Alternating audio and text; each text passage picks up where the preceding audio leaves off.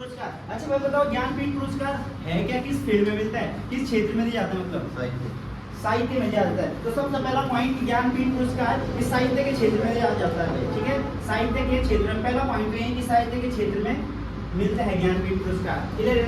ठीक है। अच्छा भाई, दूसरा कि ज्ञानपीठ पुरस्कार क्या है, कोई ना कोई अवार्ड जब मिलता है तो उसकी शुरुआत होती है ना भाई कि कब से मिलते हैं। क्लियर है? जैसे मैं तुम्हें कहूँ कि ऑस्कर अवार्ड, तुम्हें पता है फिल्म को हम सब देखते हैं, तो ऑस्कर अवार्ड की शुरुआत किस वर्ष से होती है? मंजीत 1900 कब भाई? हर दिन को पता है 29 ऑस्कर अवार्ड। अरे Oscar award international film industry में मिलता है ना ऑस्कर। ठीक है, तो 1929 से शुरुआत हुई थी। ठीक है, चलो कुछ अवार्ड लिखा हम एक्शन साइड में, यहाँ पे जिसको पता है वो लिख ले, जिसको पता है वो रहने दो, जिसको नहीं पता वो लिख लो। ठीक है, सबसे पहले ऑस्कर अवार्ड कब मिलता है? ऑस्कर 1929। एक होता है पुलित्जर। पुलित्जर किस क्षेत्र में मिलता है? पुलित्जर पुरस्कार किस क्षेत्र में मिलता है? साहित्य। किसने कहा साहित्य? साहित्य वाला कौन है? मंजीत। और कौन है साहित्य वाला? पुलित्जर पुरस्कार नहीं है, पत्रकारिता। अबे दोस्तों पीछे देख रहे हैं, पत्रकारिता मिलता है।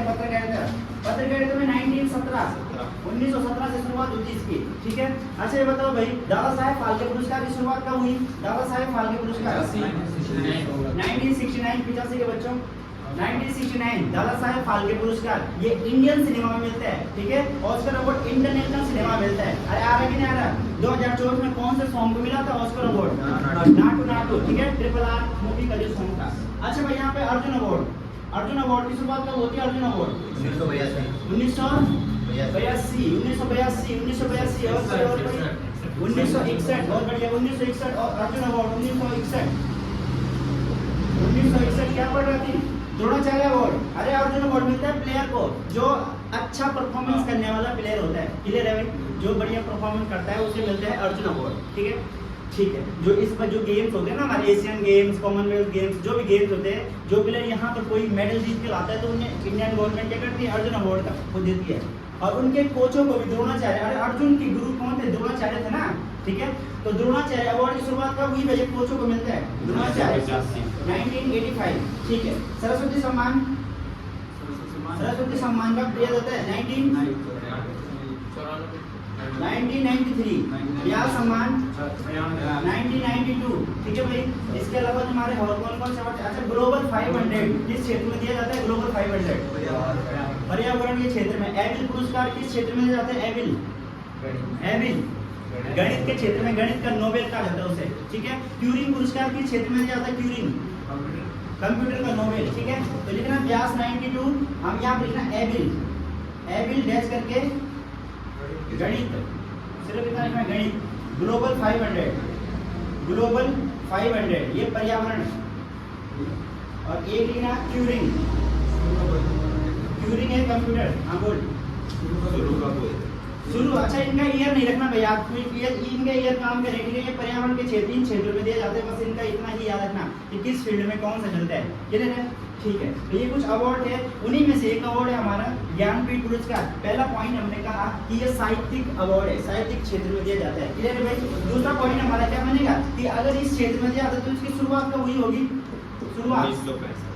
इसकी शुरुआत हुई थी 1961 माना जाता है इसकी शुरुआत, कि 1961 से इसकी शुरुआत हो रही है। 1965 में पहला मिलता है। क्लियर है? 1965 में पहला ज्ञानपीठ पुरस्कार मिलता है, और ऐसा कहा जाता है कि यहीं से इसकी शुरुआत है। क्लियर है? तो जब तुम्हें ऑप्शन 1961 और 65 दोनों दिखे तो 61 मानना भाई। क्लियर है? उसकी घोषणा 61 में हो जाती है, और जब 61 दूर दूर तक नजर न आए 65 होगा तो वही मार देना। क्लियर है? तो ज्ञानपीठ पुरस्कार की शुरुआत 1961। अच्छा भाई, प्रथम ज्ञानपीठ पुरस्कार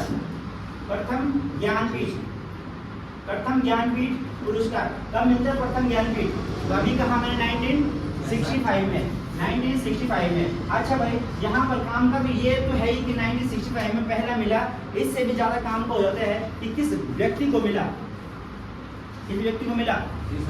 जी शंकर कुरूप। ठीक है, तुम्हें सब बता रखा है। जी शंकर कुरूप, जी तो मैं इंग्लिश में लिख रहा हूँ, जी शंकर कुरूप।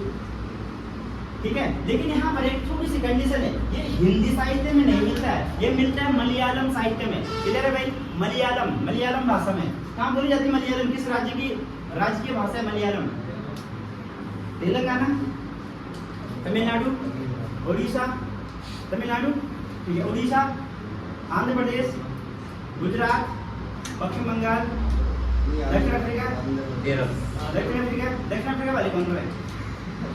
दक्षिण अफ्रीका भारत का राज्य है ना? दक्षिण अफ्रीका भारत का राज्य है नहीं है? चलो उसे जोड़ देते हैं, ठीक है, कल जोड़ देंगे उसे।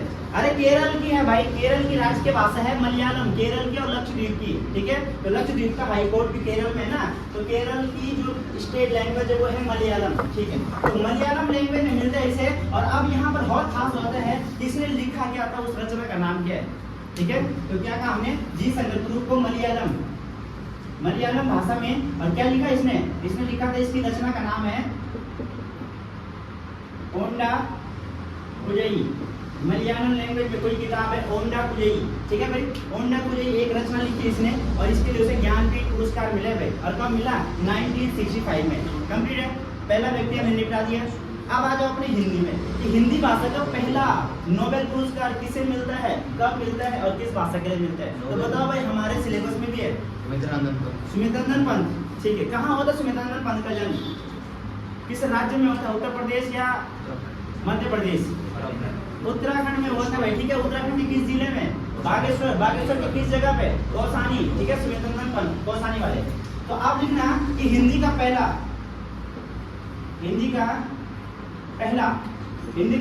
ज्ञानपीठ कब मिला? 1968 का ईयर है भाई, 1968 का ईयर है। और कह रहे थे किस व्यक्ति को मिला? तो ये मिला सुमित्रानंदन पंत को।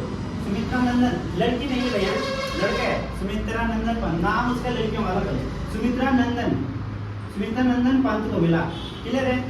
अच्छा, अब कह रहे हैं कि इसकी रचना कौन सी रचना? ये सिलेबस में हमारा इंपोर्टेंट हो जाता है यहाँ पर। ये कौन सी रचना? इसकी रचना है चिदम्बरा या कला घोड़ा चांद? चिदम्बरा, बहुत बढ़िया। चिदम्बरा से ज्ञान मिला, ऐसे याद करा था हमने। चिदम्बरा के लिए मिला ऐसे 1968 में ज्ञानपीठ पुरस्कार हिंदी का। तो पूरे ज्ञानपीठ पुरस्कारों में से सबसे इंपोर्टेंट हमारा यही वाला व्यक्ति है, सुमित्रानंदन पंत, क्योंकि ये हमारे सिलेबस में भी है। दूसरा हमारे प्यारे उत्तराखंड का भी है। तीसरा हिंदी भाषा का मिल रहा है इसे, ठीक है। चलो नेक्स्ट भाई, अब यहाँ पर खास क्या होता है, ये तो पहला था इसलिए हमें मलयालम पढ़ना पड़ा। ये हिंदी का है तो हमें पढ़ना ही था। और एक मिलता है अंग्रेजी भाषा का, ठीक है। अंग्रेजी भाषा का लिखना, अंग्रेजी भाषा का प्रथम ज्ञानपीठ पुरस्कार डैश करके, अंग्रेजी भाषा का प्रथम ज्ञानपीठ पुरस्कार, अंग्रेजी भाषा का प्रथम ज्ञानपीठ पुरस्कार डैश करके 2018 में मिलता है भाई। और किससे मिलता है? 2018 में। और कौन सा व्यक्ति था जिससे मिला? उस व्यक्ति का नाम है अमिताभ बच्चन, अमिताभ घोष। अरे हरिवंश राय बच्चन तो थे ना, लहरों से डर के नौका पार नहीं होती, कोशिश करने वालों की हार नहीं होती। लेकिन कोशिश तो तुम करते ही नहीं हो, हार तो हार ही है। तो वो तो अमिताभ बच्चन के पिता थे जिन्होंने वो कविता लिखी है, जो हमको कौन सी क्लास में पढ़ते हैं? 5 में, 5th में, 6th में, ऐसी है ना, लहरों से डर कर नौका पार नहीं होती। यह है अमिताभ घोष, अमिताभ घोष को मिलता है। अच्छा, इनकी खास रचना का नाम है The Circle of Reason, The Circle of Reason. मतलब हाँ, इसकी किताब है The Circle of Reason, The Circle of Reason, मतलब कारणों का चक्रव्यूह। समझ आ रहा है? कारणों का चक्र, इसकी बात कर रहे हैं, द सर्किल ऑफ रीजन। तो ये अंग्रेजी भाषा का पहला ज्ञानपीठ प्राप्त करने वाला व्यक्ति अमिताभ घोष है। अमिताभ बच्चन मत कर देना भाई, ठीक है। और मतलब मिला 2018 में, और उसकी किताब का नाम है The Circle of Reason, clear है। अच्छा, इसके अलावा एक्स्ट्रा फैक्ट कि ज्ञानपीठ पुरस्कार की इनामी राशि जैसे कि कितना मिलता होगा इन्हें? 51,151 रुपये, 121 रुपये, 21 रुपये नहीं होता है, 101 रुपये नहीं होता, 5100। तो वही है जिसके बाबू से 151 बने होता दिखाने के देते हैं, 100 रुपये लिखा रहता है, 50 रुपये खा लेता है आरामी। तो ठीक है, यहाँ देखना इसकी इनामी राशि 11 लाख रुपए भाई। अरे क्या है वो अवार्ड में उसे इतना बड़ा अवार्ड, ठीक है। क्या 5100 रुपये, 5100 रुपये में क्या होगा उसका? 51,000, 11 लाख रुपए मिलता है यहाँ पर प्राइस, ठीक है, 11 लाख, क्लियर है। तो ये हमारा ज्ञानपीठ पुरस्कार था आज का। ऐसे तुम्हें 1-2 अवार्ड तो मैंने सारे लिखा दे, तुम्हें जो काम का हुआ एक्सप्लेनेशन वाला उन्हें टॉपिक ऑफ द डे में निपटा देंगे, और लगभग तुम्हारे सारे topic of the day clear हो गए, ठीक है। चलो, तो ये था तुम्हारा आज का टॉपिक ऑफ द डे। मिलते कल नया दिन नया टॉपिक ऑफ द डे।